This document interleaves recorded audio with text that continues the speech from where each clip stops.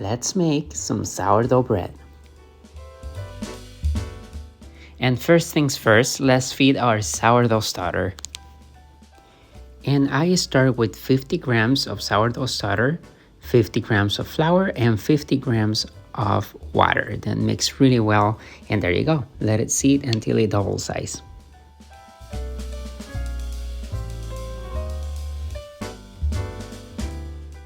You're gonna need 900 grams of bread flour, 675 grams of water, 15 grams of sea salt, and 150 grams of active sourdough starter. I start by measuring my flour. In this video, I will use 800 grams of bread flour and also 100 grams of rye flour just for flavor, but you can use just the 900 grams of bread flour. I added my salt, mixed really well, and then I set aside. And after a few hours, your sourdough starter should be ready to use. We are going to do the floating test, which is just adding a dollop of your sourdough starter in water, and then if it floats, it's ready to use like this.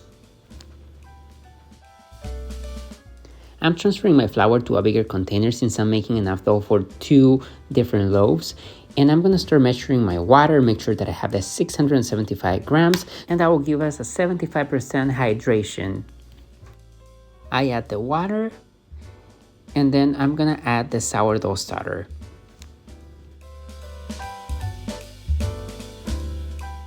And using a spatula, I start combining everything, making sure that everything is well combined and homogeneous.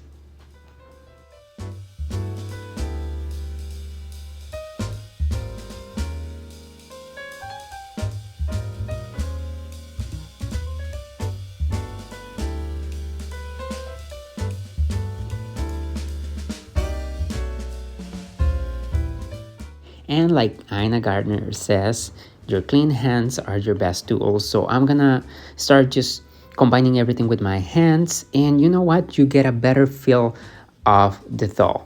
And yeah, just mix everything with your hands until you don't see any more of the dry flour like this.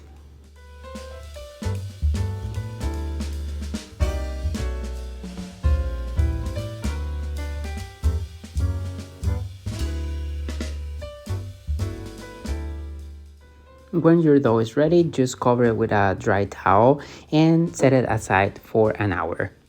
After an hour, we're gonna start with our first set of stretch and folds. We're gonna wet our hands, make sure that they are wet so the dough doesn't stick to our hands, and we're gonna move the dough around. We're gonna stretch it as you see over here and fold it into itself, and then do that 4 or 6 times until you are until you feel that it's kind of hard to stretch it anymore, like here. And then you cover it and let it rest for another hour. And we're gonna repeat this process for another 3 hours. So we're gonna let it rest 1 hour, stretch and fold for a few minutes, then let it rest for another hour, and so on for the next 3 hours.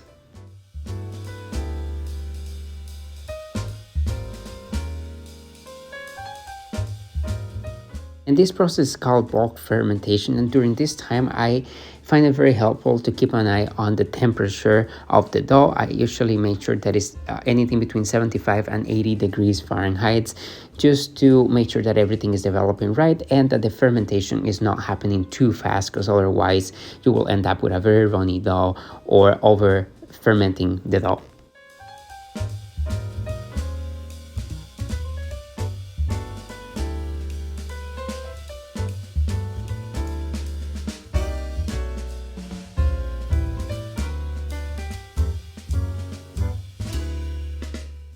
And after the 4 hours of folds and stretches have passed, you're ready to flour your counter and transfer your dough there. It should happen very easily. You just have to let the dough fall out of the bowl. And we're going to divide the dough into 2 pieces. You can just eyeball it if you want. Just cut half of the dough and make sure that both are as equal as possible. Otherwise, you can measure it or weight it and make sure that both of them are exactly the same. I just eyeball it over here. Now we are doing some pre-shaping of the dough. we're going to kind of expand it a little bit as into a rectangle. Then I'm gonna fold it in half. That half, I'm gonna fold it in half again, and then in half again, and then I'm gonna put all the seams facing down and shape it as a little ball. We are just trying to create some tension with all the seams down to kind of, yeah, as I said, create some tension of the dough over there. And then we just set it aside and do the other one exactly the same thing. And after you're done pre-shaping them, we're gonna cover with a towel and let them, sit at room temperature for another 20 to 30 minutes. And then we are going to do the final shaping.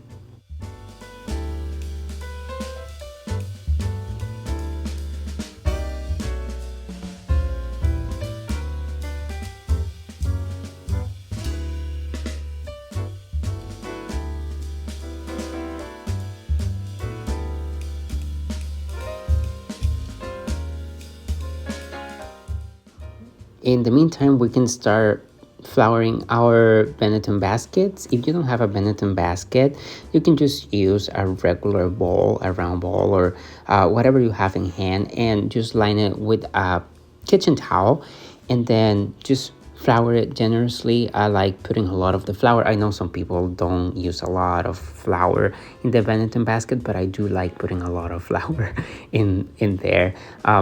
That will also prevent it from sticking sometimes. So I just put a lot of flour and make sure that it's all distributed all around the baskets, and we're ready to go. 20 minutes have passed, so we are going to shape or do the final shaping of the loaves.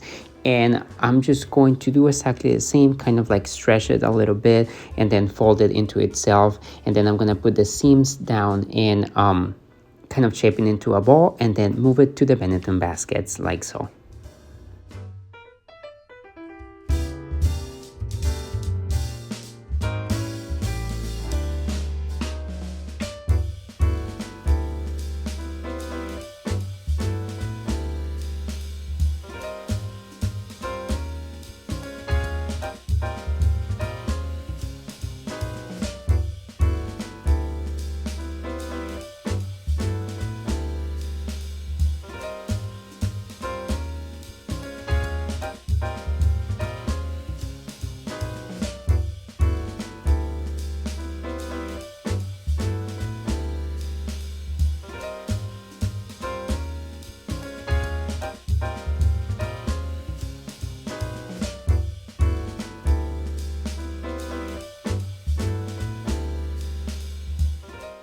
And we're gonna cover our dough with a clean kitchen towel and put it in the fridge for 8 to 12 hours to rest. That will help the flavor to develop, so the fermentation takes place for longer, and as I said, just develop like kind of a deeper and more intense sour flavor.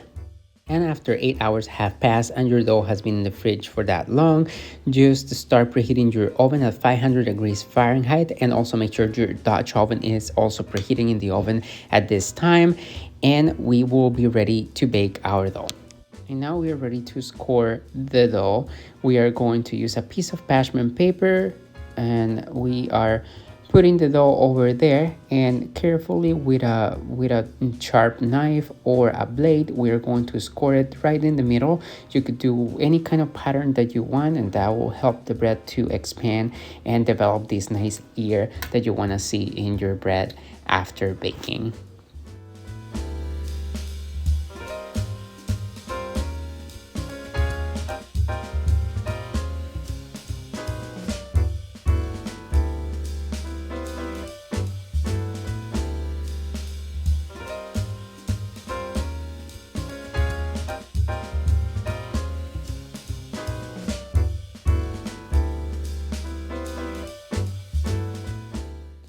Bring your Dutch oven out of the oven, and then with the help of the parchment paper, place your dough inside of the Dutch oven and cover with a lid. Bake for 20 minutes, cover, then remove the lid, bake another 20 minutes, and you should be ready to go. And finally, we're going to remove the bread from the Dutch oven. Use some tongs or the parchment paper itself to remove it from the Dutch oven without burning yourself. Remember, the Dutch oven is very, very hot, so be careful. And then put the bread on a cooling rack to rest for around 3 to 8 hours, so it's completely cold before you cut it. Don't cut it anytime before, because otherwise you lose all the moisture from the bread. There you have it, a beautiful sourdough bread loaf.